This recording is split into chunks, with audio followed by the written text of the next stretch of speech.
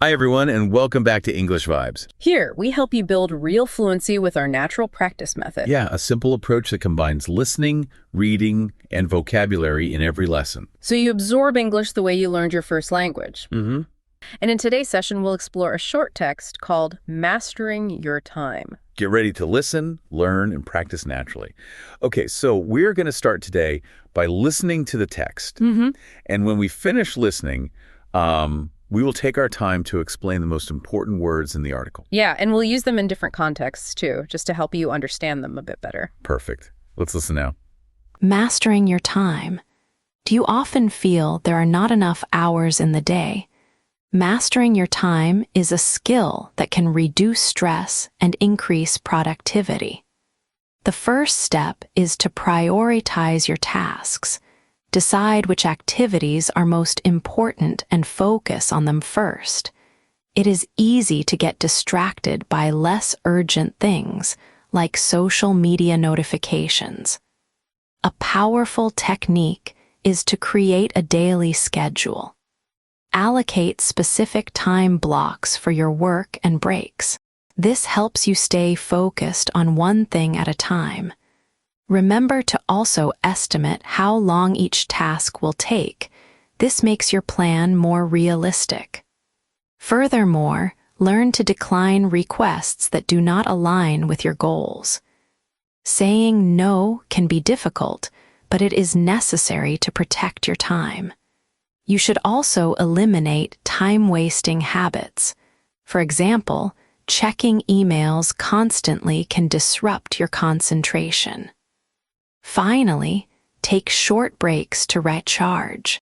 A walk outside can restore your energy and improve your focus when you return.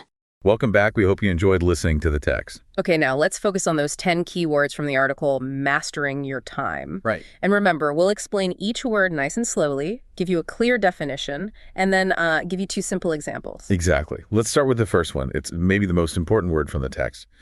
Prioritize. You know, the first step in really managing your time well is learning how to prioritize your tasks.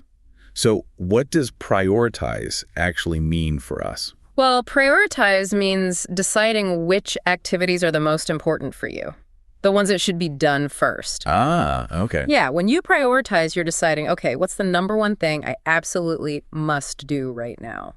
That makes perfect sense. Like, for example, I always try to prioritize doing my homework before I even think about playing video games. Good one.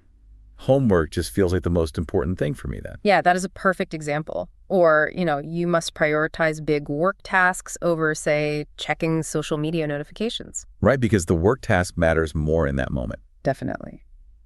Okay, moving on to our second key word. Distracted. The article warns us about things that cause us to get distracted. What does it mean when we are distracted? Well, when you're distracted, you basically lose your focus.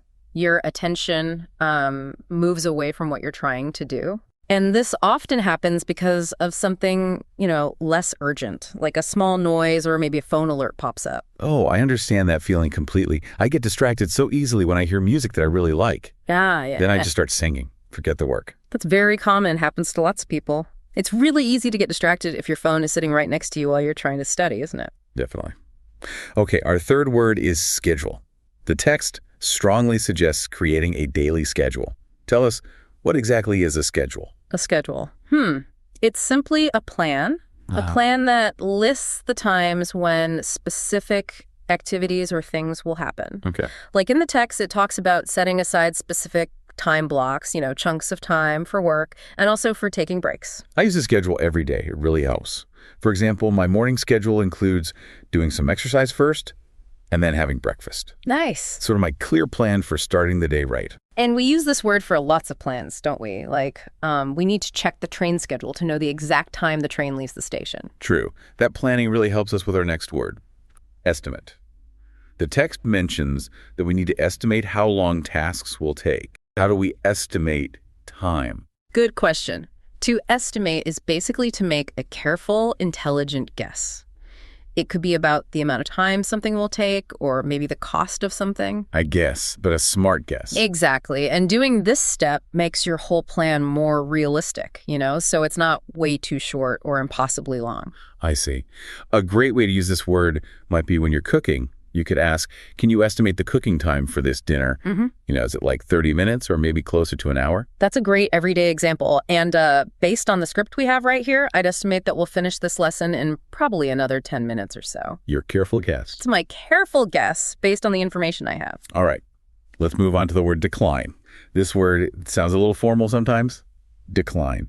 The article suggests we must learn how to decline requests effectively.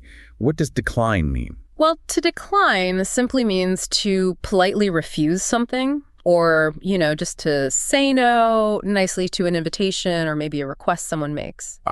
So when you decline, you are saying no, but you're doing it in a kind and respectful way. Got it. So I could say, I had to decline the invitation to the party last weekend because I was feeling a bit sick. Perfect. I couldn't go, so I just said no, but kindly. Exactly. And the time management text gives us a really good rule for this.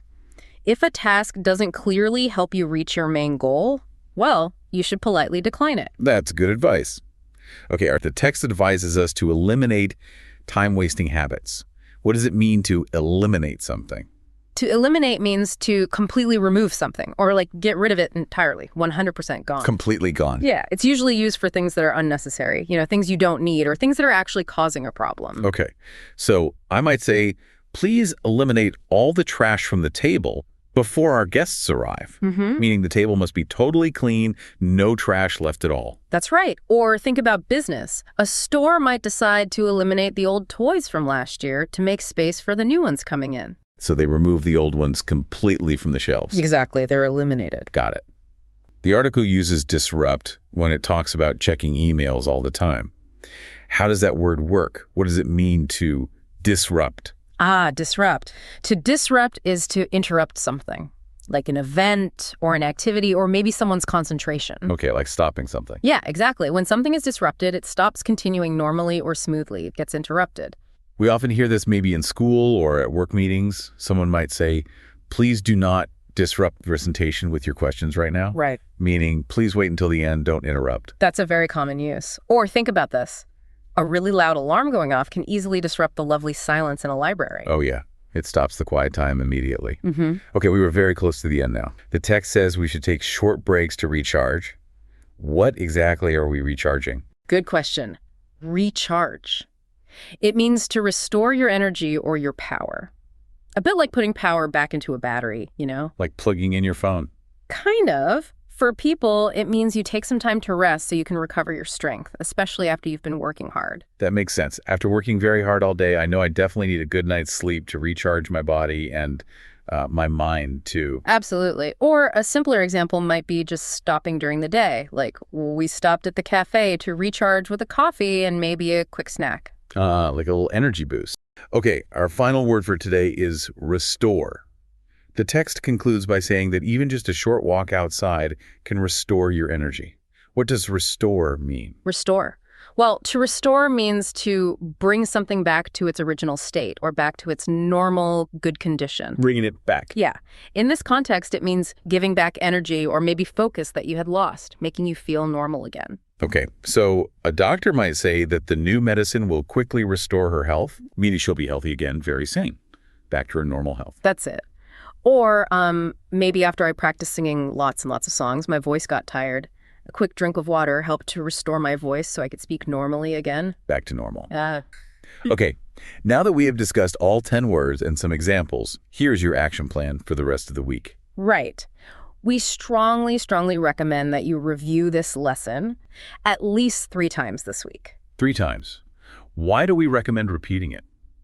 Well, because this is the core of the natural practice method. This is really how you absorb English naturally, much like how a child learns their very first language, through repetition and exposure. Exactly. When you hear these words like prioritize and distracted, and you hear these examples many, many times, you start to build something. Well, it's like muscle memory, but for vocabulary. Muscle memory for words. I like that. And that muscle memory is what helps you move from just, understanding of what the word means. Right. To actually being able to use these words like prioritize and decline, fluently and easily when you speak in your own conversations. That's the goal. So remember, if you want to achieve your goal, whatever it is, you really need to prioritize your most important tasks first. Definitely.